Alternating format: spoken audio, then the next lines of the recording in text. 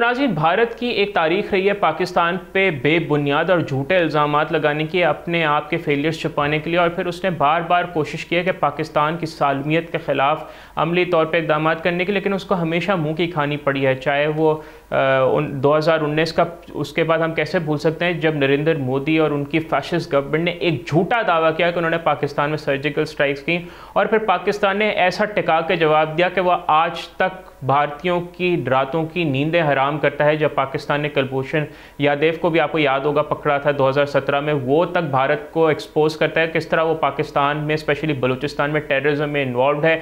लेकिन भारत बाज नहीं आता, क्योंकि इस वजह से उनके अंदरूनी मामलात इतने ख़राब हैं कि वो अफोर्ड ही नहीं कर सकते कि बेसिकली दुनिया का जहन उस तरफ जाए। इस वजह से वो अब तक जंगी जुनून उनके सर पर हमेशा सवार होता है। और अभी रिसेंटली भी पाकिस्तान ने एक भारतीय ड्रोन को मार गिराया है, और पाकिस्तानी वज़ीर दिफ़ा ने भारत की जानिब से एक करीबुल वक़ू मिलिट्री स्ट्राइक की वार्निंग भी दी है। गुज़िश्ता शब पाकिस्तान के वज़ीर इत्तलात ने भी एक प्रेस कॉन्फ्रेंस की, जिसके हमने आपको बताया। और नाज़रीन, जैसे कि हमने आपको बताया था कि 2019 में 2 भारतीय तैयारों को पाकिस्तान ने मार गिराया था, और उस मौके पर पाकिस्तान ने पायलट को एक दिन के बाद बग़ैर किसी नुकसान के वापस कर दिया था। तो नाज़रीन, पाकिस्तान तो हमेशा खित्ते में अमन और इस्तेहकाम चाहता है, लेकिन भारत बग़ैर किसी सबूत के हमेशा पाकिस्तान पर इल्ज़ामात लगाया जाता है। और इंटरनेशनल मीडिया, ख़ुसूसी तौर पर जैसे हमने द इकोनॉमिस्ट का जिक्र किया, उन्होंने कहा कि भारत बग़ैर किसी सबूत के, भारत का ये जो जंगी जुनून है ये किसी तौर से जायज़ नहीं है।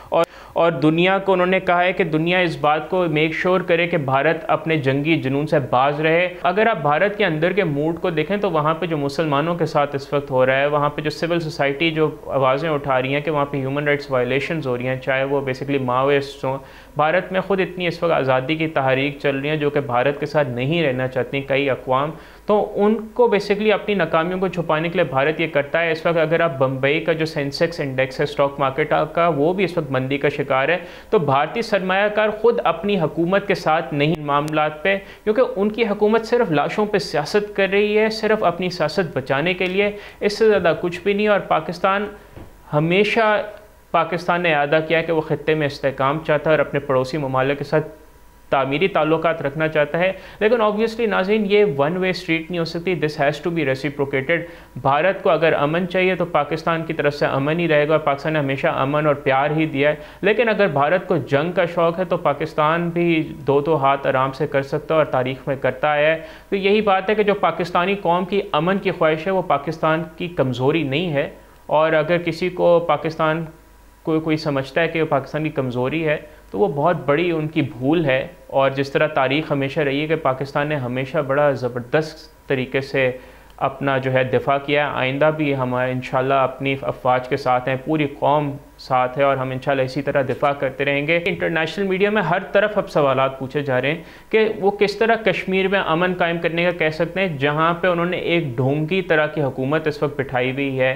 और भारत से, दिल्ली से कंट्रोल मकबूजा कश्मीर कैसे हो सकता है जबकि उसका भारत से कोई ताल्लुक़ ही नहीं है। कश्मीर, ये सिर्फ कश्मीरियों का हक़ है कि वो डिसाइड करें कि वो किसके साथ रहना चाहते हैं। हाँ, उनके जज्बात हमेशा पाकिस्तान के साथ हैं, चाहे वो मरहूम सैयद अली गिलानी की बात की जाए, या मीर वाइज़ उमर फ़ारूकी की बात की जाए, या यासीन मलिक की बात की जाए, या बुरहान वानी की बात की जाए। नाज़रीन, ये वो मुजाहिदीन हैं जिन्होंने अपनी जानें कुर्बान की, या अपनी ज़िंदगियां उन्होंने जेलों की नज़र कर दी, लेकिन उन्होंने बेसिकली कश्मीर की हक़ के खुद इरादियत और पाकिस्तान से अपने ताल्लुक़ पर उन्होंने कॉम्प्रोमाइज़ नहीं किया है।